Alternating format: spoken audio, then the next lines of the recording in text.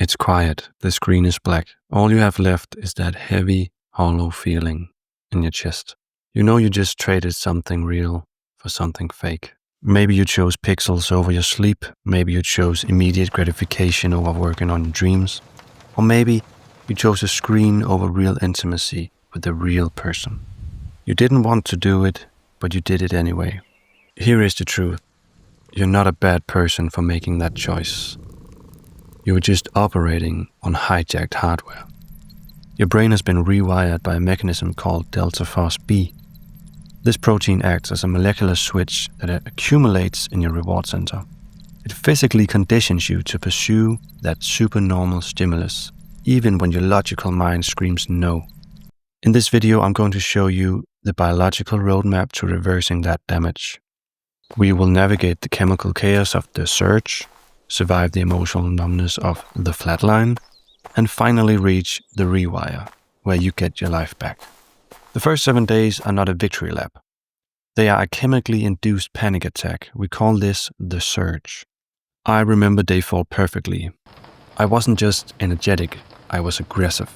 I snapped at a friend over a text message that meant nothing. I couldn't sit through a 20-minute episode of TV without checking my phone 5 times. I felt this aggressive energy and told myself, wow, look at all this testosterone. I was lying to myself. That wasn't testosterone, that was DeltaFosB. That molecular switch was stuck in the on position, screaming for the stimulus it has become dependent on. You need to understand, your brain treats this like starvation. It thinks you are missing a biological necessity. This agitation isn't drive, it's withdrawal from supernormal stimulus. If you white-knuckle through the surge, you hit the phase that kills 90% of recovery attempts. The flatline. For me, it hit around day 20. I woke up and the world had lost its color. I remember eating some of my favorite food, which is normally meat, and it just tasted like wet cardboard. My drive was gone, my libido was zero. I put on my favorite playlist and it just felt like noise. I went from feeling agitated to feeling like a ghost. You will panic, you will think you have broken your sexual function permanently. You will think, I need to watch just once, just to check if I still work. Do not listen to that voice. You're not broken, you're just in a dopamine downregulation. Your brain is aggressively pruning away the receptors that were fried by years of flooding. The numbness is a sign of deep structural repair. And then one day, it might be day 60, it might be day 90, the fog lifts. This is the rewire. The blood flow returns to your prefrontal cortex. The science calls this reversing hypofrontality. I call it waking up. I didn't get X-ray vision, I didn't levitate, but I remember walking to the grocery store, and for the first time in years, I didn't have my headphones in. I heard the wind in the trees.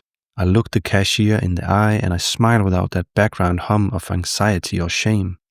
I felt capable. You don't get superpowers. You just realize that for years you've been playing life on hard mode with a 50-pound weight on your back. So when you finally take it off, normal feels like superpowers. Understanding the mechanism is the easy part. We can talk about DeltaFosB and dopamine receptors all day. But people hear your words and they feel your attitude. And my attitude isn't that I want to fix you.